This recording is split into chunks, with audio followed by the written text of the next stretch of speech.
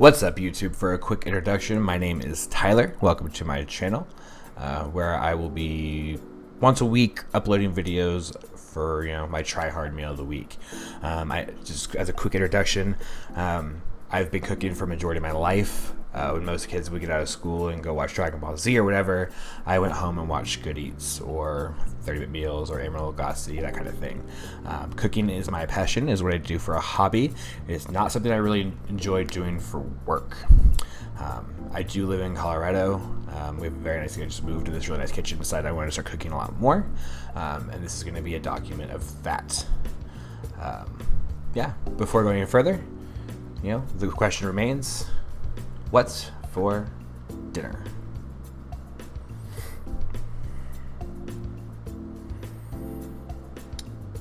So tonight for dinner, we're gonna do something that I worked a lot on in the past. A long time ago, me and a couple friends were contemplating starting our own restaurant.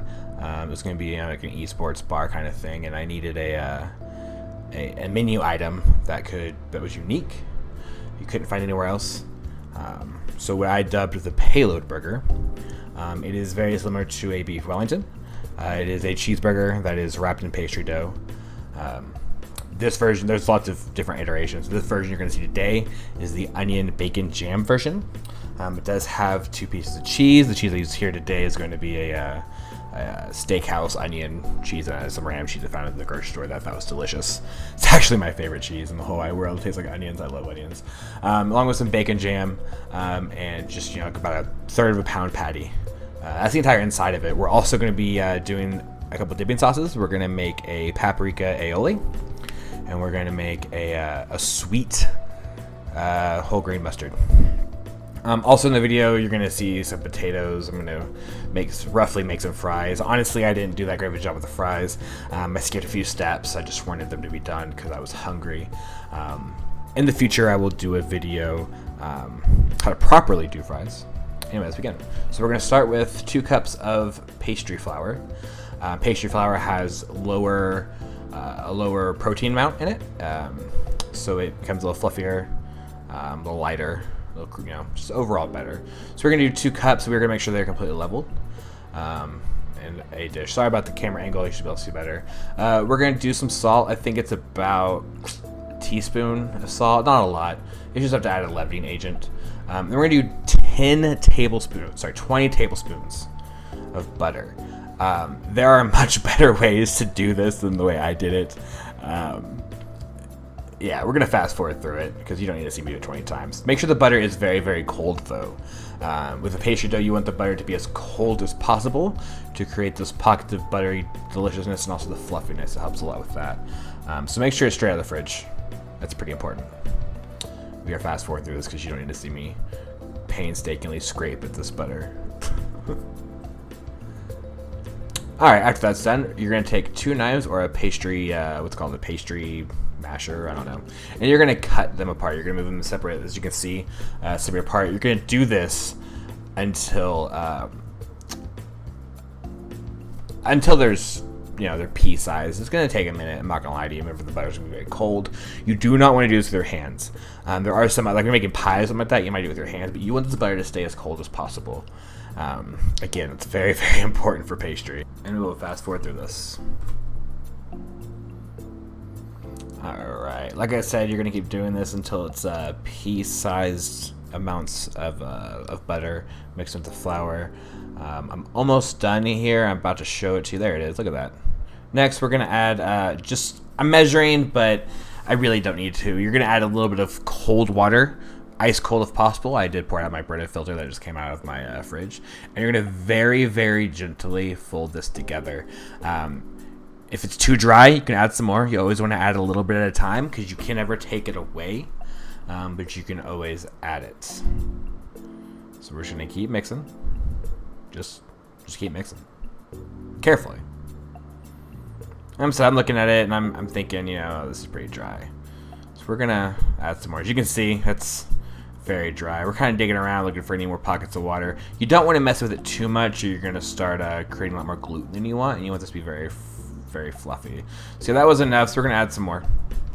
And again, I cannot stress how important it is that it is very cold, just like the butter.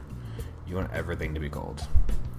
The best motion for this is, as I'm showing, scrape the sides and fold over. You don't, that little bit right there, that movement, yeah, you don't want to do that. Learn from my mistakes. Don't follow everything I do. Doing that is just, it's mashing. It's extra movement you don't need. You want as few movements as possible. Once this becomes a cohesive ball of dough, which you can kind of see there, we're gonna end up flouring the cutting board and laying it out, but we'll see that in a second.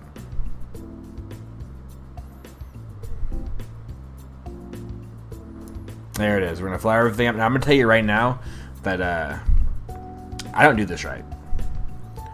Okay, that's where I mess up. I'm gonna do it a lot too. But anytime you're rolling dough, you want to come completely off of it, the direction you're going. You don't want to change directions, or you're gonna get that fold like I got right there. And you know, this version, Tyler, you know, doesn't realize what he's doing wrong, and thinks, oh, I just need more flour in my rolling pin. That's not the case. You want to come completely off of it. This is probably my least favorite part of cooking. I'm not much of a baker. I don't like messing with dough. So once you get out a little bit, you are going to fold it together. You want it to be a perfect square, roughly, so you can get it evenly folded. Or, sorry, I'm not folded. Evenly spread out. But again, I don't do this right.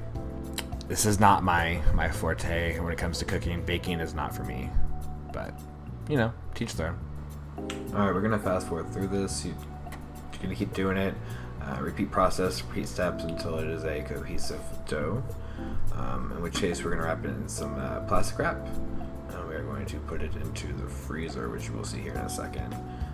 Like I said, you keep it just even. There we go, plastic wrap. My least favorite thing in a kitchen, because it's terrible. Okay, wrap it up, put it in the fridge, clean your board, and we'll move on. So now we have a clean board. We are going to start on, I think we're doing the aioli right now. Yeah, this has to be an aioli. The aioli. So we're going to do a smoked paprika and garlic aioli. We're going to start by crushing up some garlic. I'm going to peel it, crush it. We're going to grate it into that. At this point in time, I actually didn't own a mincer. If you have a mincer, I would definitely recommend using the mincer. It's going to be a lot easier than the way I'm going to do this. I don't recommend ever doing this, honestly. Buy a mincer. I've bought one since this video was shot. Yeah. I actually think I also minced my finger here at some point. So yeah, we're gonna do these 4 times, 4 cloves, nice and fresh. And we're gonna fast forward through this as well.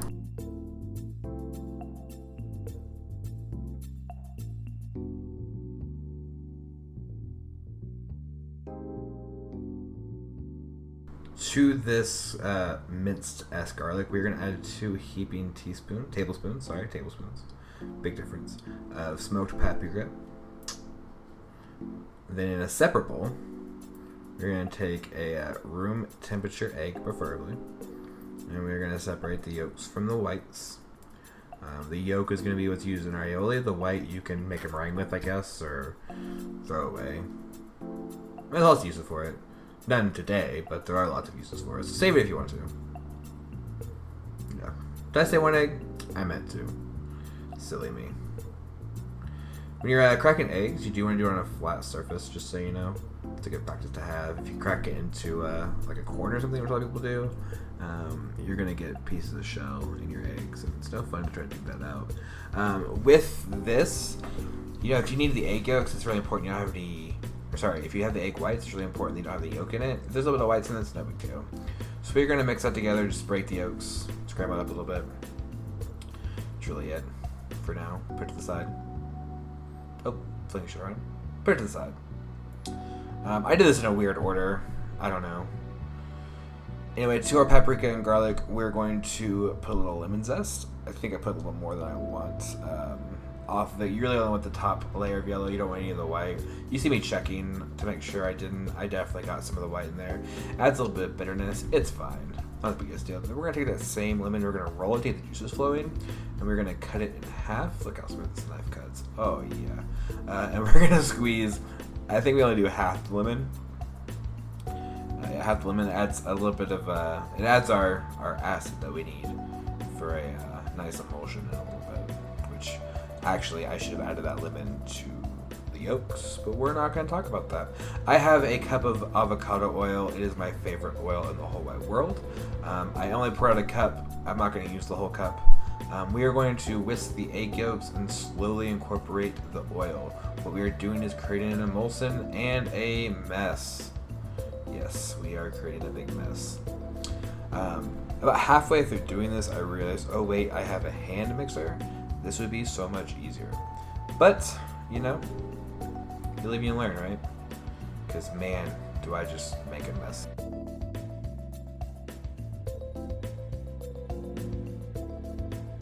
Doing this is also a great arm workout. You're gonna get, if you make your own aiolis and mayonnaise and stuff, which by the way, this is essentially just making your own mayonnaise, you are gonna get some big old arms.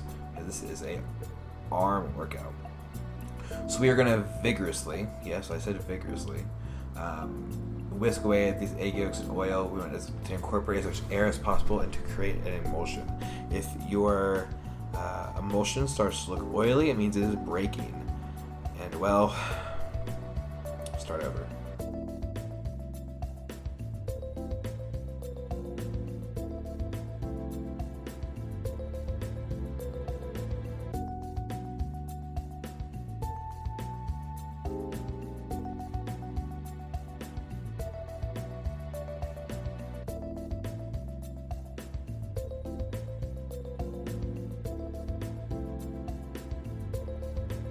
When you are satisfied with what you have, which I actually am not looking at it, but whatever, you are going to incorporate it together. That consistency is, for what I'm looking for, is about right, honestly. And then this is when I realized I needed the vinegar to really complete the emulsion. So we're gonna, or not the vinegar, sorry, the acid. So we're gonna keep doing it this way. This is how I should do it in the first place.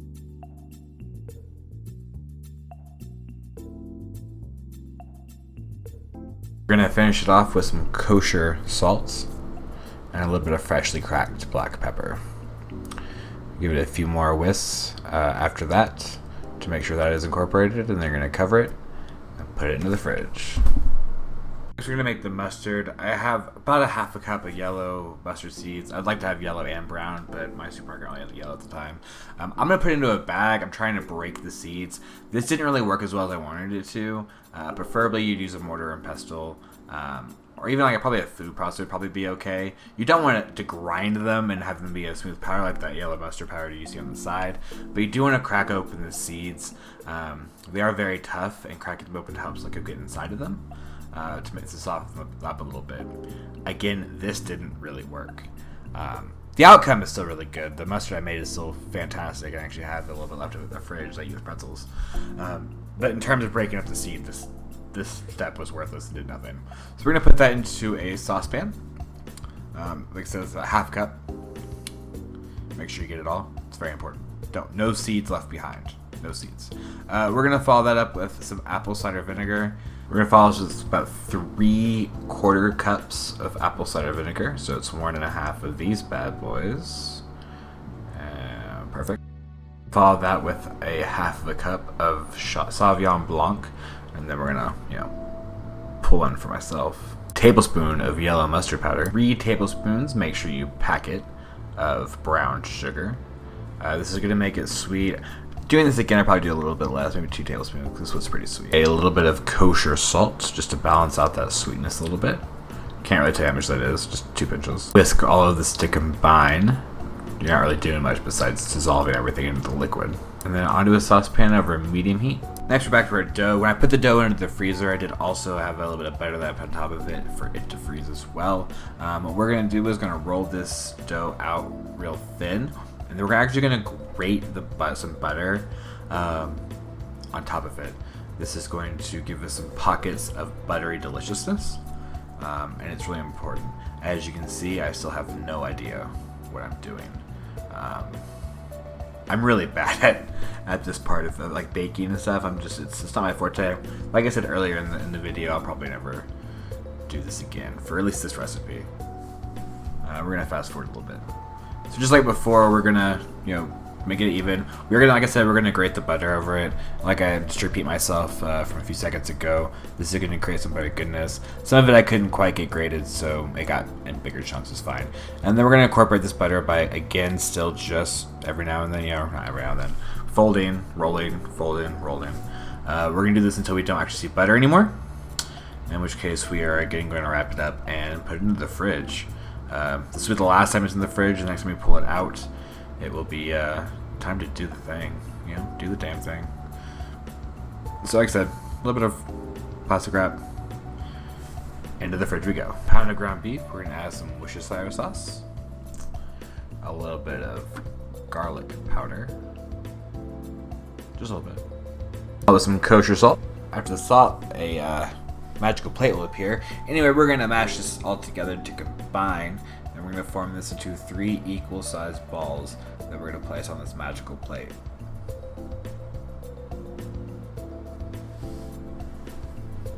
Just like that. Told you this plate is magical, didn't I? Alright, and then we're going to have a very, very hot pan, which is, I don't know, obvious. We're going to take the balls, we're going to push them into little pucks, and we're going to place them into the pan. We only want to sear both sides. These are going to finish inside the pastry dough in the oven, so we don't really want to cook these thoroughly. We want these to be less than rare when we're done with them here. So, yeah, just so you know.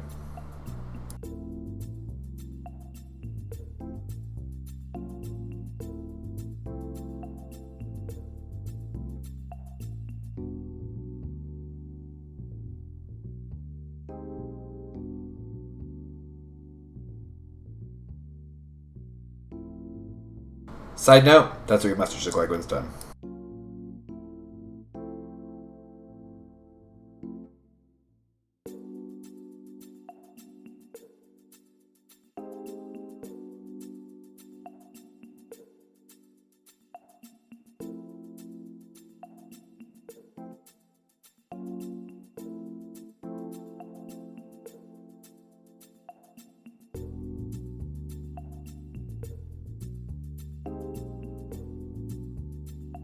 The burgers are off the heat. We're going to take our dough, roll it thin, and we're going to cut it into 4 equal squares here. One of them, that one right there, we're actually going to end up folding back up and putting it back into the fridge because we're only making 3. We don't need 4. This is me just sizing up which one I want to keep, which one I don't. Pretty simple. Everything's cut into our squares. We have 1 extra one folded. We'll put it away later. We're going to start assembling these. I am going to use, it's a steakhouse onion that I found at the Safeway next to my house. Use whatever cheese you want to use. I like this one because it tastes like onion, and I really like onions. Start with that. Then we're going to do some onion bacon jam. And I'm sorry I didn't record making this. I made it the day before. I didn't think about recording it. It is chunked onions and bacon, some maple syrup, brown sugar, some vinegar, simmer it until it's thick. That's really it. I'm sorry again that that's not recorded. That's my bad. Anyway, we're gonna make sure we have an even amount in each one of these, make sure it's nice and level, and then the burgers will go on top. So 1 burger, and they're kind of ugly. They're not finished. 2 burger, 3 burger, and again, I mean they're not cooked, so they're not gonna be seen. So who cares how ugly they are, right? Put another piece of cheese on each of these, and then we'll start encapsulating. Is that a word? Encapsulating? I don't know. We're gonna start folding it. So you're gonna take 1 corner and you're gonna fold it to the center, and then you're gonna work your way around, grabbing and putting it to the center. You can try to make this prettier if you want to. I don't really care, to be honest. You can do a nice swirl. You can do all sorts of different things. To me, it doesn't matter. Presentation is only important in restaurants or when you're trying to impress somebody. As long as it tastes good, right? As long as it tastes good. So we're gonna do this for all 3. Again. Oh, that one, come on. Alright. Take corner, move to the center, and then fold around. Corner, center, fold around.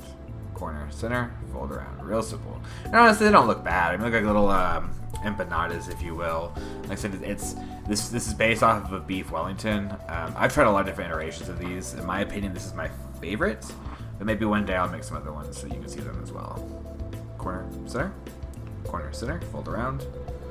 Repeat, repeat, repeat, blah, blah, blah. Imagine making like 80 of these in a prep day. That'd be awful. But, yeah, worth it. You do want to go around and make sure also that it's pretty sealed. You don't really want any open spaces. You want everything to be held with inside of it. Yeah. And then we're going to do an egg wash on top.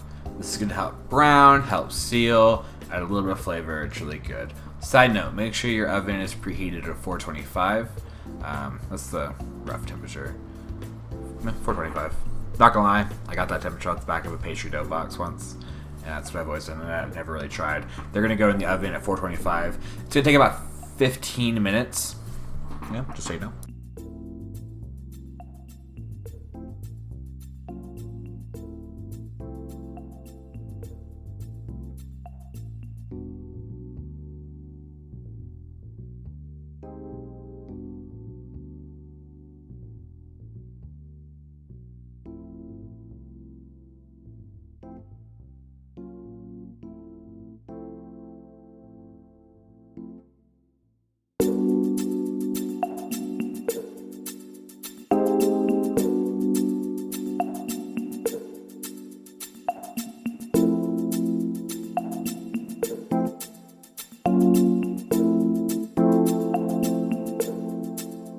Those 15 minutes are up, this is what you're left with. It's a nice meaty pocket full of cheese and bacon and onion and sweet deliciousness. When you cut it in the middle, look inside, you're gonna see a nice medium burger.